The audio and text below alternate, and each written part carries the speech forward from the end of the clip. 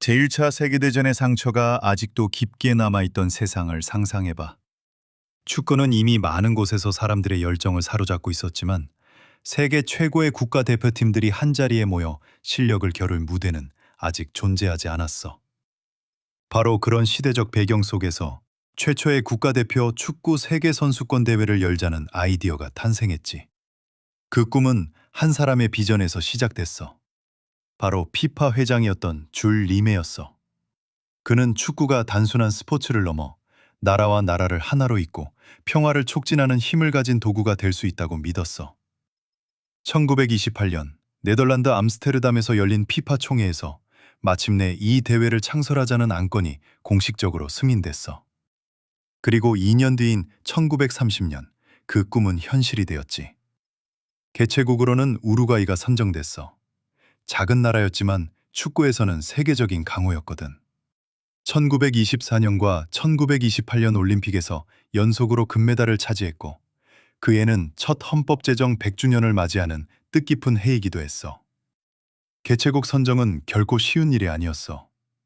이탈리아, 네덜란드, 스페인, 스웨덴 등 여러 나라가 유치에 나섰지만 우루과이는 참가국들의 여행비와 숙박비를 모두 부담하겠다고 약속했고 거대한 경기장까지 새로 짓겠다고 제안했지.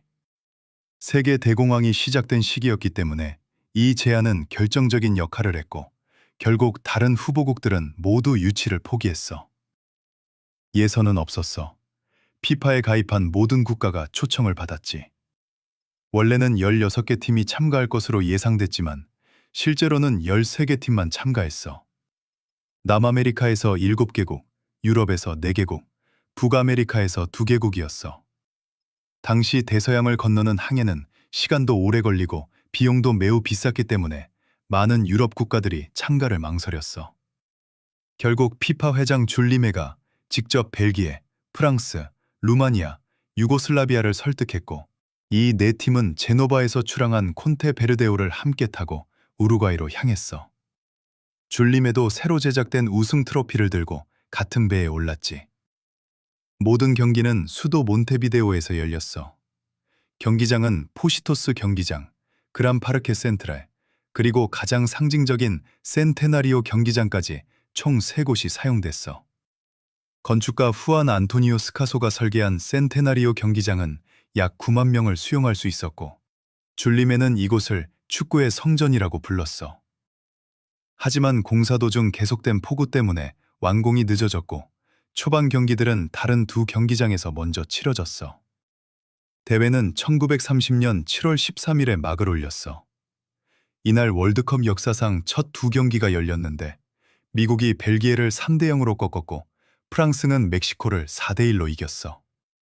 월드컵 역사상 첫 골의 주인공이 되었지. 참가팀들은 4개의 조로 나뉘었고 각 조 1위만 준결승에 진출했어. 아르헨티나는 기에르모 스타빌레와 루이스 몬티를 앞세워 막강한 공격력을 보여줬고 미국은 예상 밖의 돌풍을 일으켰어.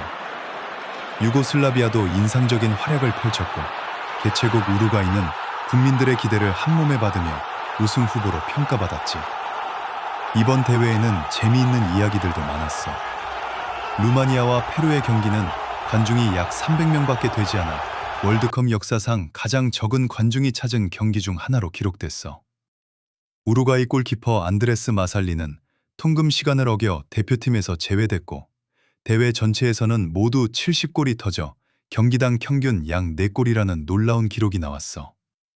아르헨티나의 기에르모 스타빌레는 8골을 넣으며 득점왕에 올랐지. 준결승에서는 아르헨티나가 미국을 6대1로 꺾었고 우루과이도 유고슬라비아를 6대1로 이겼어. 그렇게 초대 월드컵 결승전은 리오데라 플라타의 두 라이벌 우루과이와 아르헨티나의 맞대결로 결정됐지.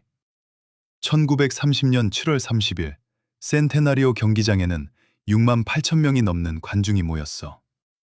수많은 아르헨티나 팬들도 강을 건너 응원하러 왔지. 벨기에 출신 주심 존 랑게누스는 특별한 안전대책을 요구했고 당시 우승 트로피인 비토리가 새로운 주인을 기다리고 있었어.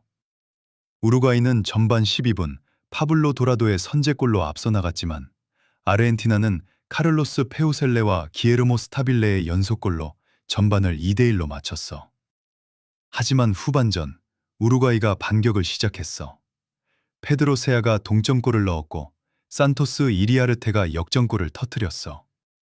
그리고 경기 막판 한쪽 팔이 없었던 액토르 카스트로가 쐐기골을 넣으며 4대2 승리를 완성했어. 우루과이는 역사상 첫 월드컵 우승국이 되었고 다음 날 우루과이에서는 국가 공휴일이 선포됐어. 반면 아르헨티나에서는 항의 시위가 벌어졌지.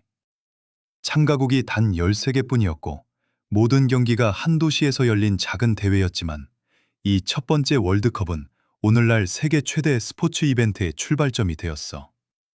축구는 국경을 넘어 사람들을 하나로 묶고 엄청난 열정을 만들어내며 국가의 자부심을 상징하는 스포츠가 될 수 있다는 것을 세상에 보여줬지. 당시 아르헨티나 대표 선수였던 프란시스코 바라요는 2010년 100세의 나이로 세상을 떠났으며 초대 월드컵 참가 선수 가운데 마지막 생존자였어.